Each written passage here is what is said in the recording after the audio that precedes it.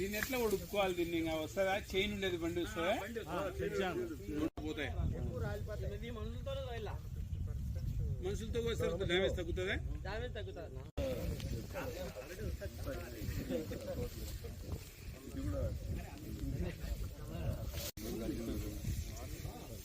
అయిపోయింది. ఇన్సూరెన్స్ ఎవరు కట్టినారు? మీరే కట్టుకున్నారా? ఇన్సూరెన్స్ మీరే కట్టుకున్నారు. నష్టపరిహారం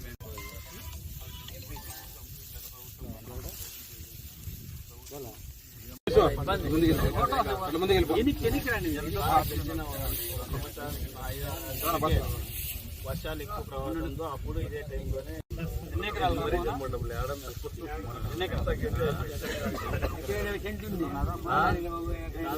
చేస్తే మేము ప్రింట్లు తీసుకుని రేపులేమన్నాడు. కలెక్టరేట్ పోయినప్పుడు ఇదంతా మేము ఇస్తాం.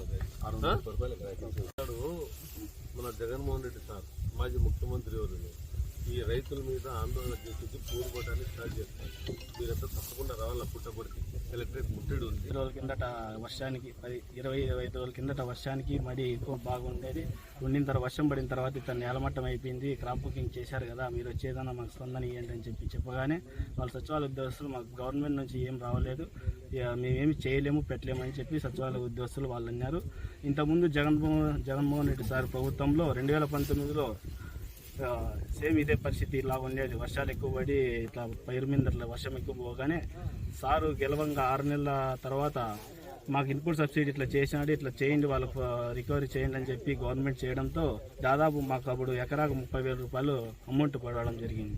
దాదాపు ఇప్పుడు 6 నెలలు 5 నెలలు జరంగా కూటమి ప్రభుత్వంలో మేము సచివాలయ ఉద్యోగస్తులు పోయి తెలియజేయకుండా మాకు వచ్చి మాకు స్పందన ఏమి ఇవ్వడం లేదని మాకు బాధాకరంగా జరుగుతుంది సార్.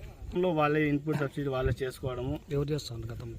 గవర్నమెంటే sir. Government YSRCP government Jaganmohan Reddy sir చేయడంతో మాకంటూ ఏది తెలియకనో సచివాలయ ఉద్యోగ ఆఫీసర్లు వచ్చి మా ఇంట్లో దాకా వచ్చి తెలియజేస్తూ మీకు ఇలా ఉంది ఇలా పరిస్థితి తెలియజేస్తుంది. ఇప్పుడు మేము సచివాలయ ఉద్యోగస్తులకు పోయి మేము తెలియజేయగా రైతులు మాకు రాకపోవడం చాలా బాధాకరంగా ఉంది సార్. ఈ గవర్నమెంట్ ఇప్పుడు ఎకరాకి ఎంత కట్టారు ఇన్సూరెన్స్?